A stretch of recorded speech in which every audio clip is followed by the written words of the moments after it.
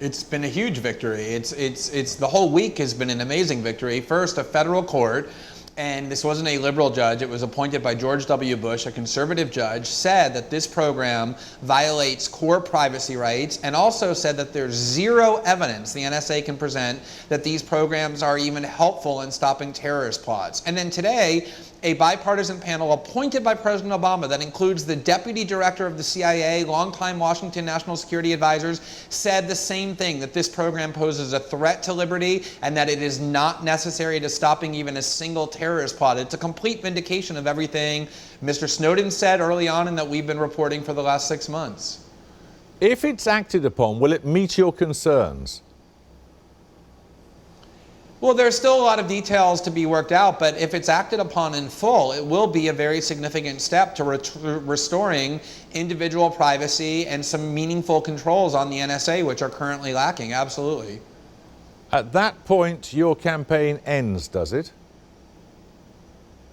No, remember, there's still a lot of other abuses that the NSA is engaged in when it comes to spying on foreign nationals, when we're talking about not metadata, but the content of their emails, of their telephone calls, of their browsing histories, of their online chats. There are important regulatory constraints that need to be imposed on the NSA to make sure they're abiding by these limitations. The NSA is an out-of-control rogue agency that in all sorts of ways is abusing its power. This is one important step to curbing the domestic portion of those abuses. This is a mechanism for bringing the NSA under the control of the White House and other regulatory authorities. What is wrong with that? Well, the NSA is already under the control of the White House because it's part of the Defense Department, which reports to the President as Commander-in-Chief.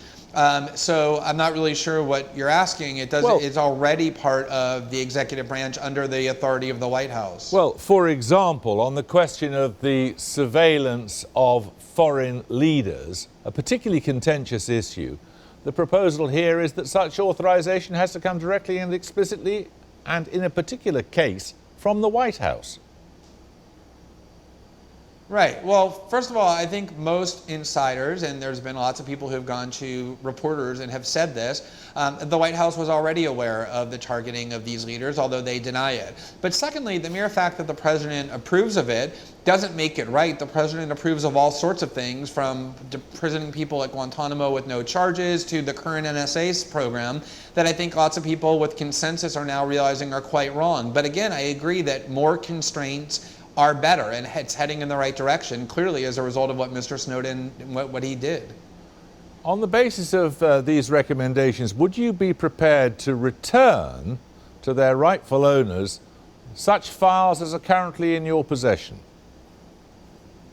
The rightful owners of the information in these documents are the American people who paid for them and whose government should not have been hiding these programs from them. And as a journalist, I'm not going to return anything to the government until we are done with our reporting, which means disclosing all of the newsworthy items that are contained in these documents, precisely because, as we've seen this week, it brings about great debate, a strengthened democracy, and serious reforms. And I'm going to continue to do that because I'm a journalist.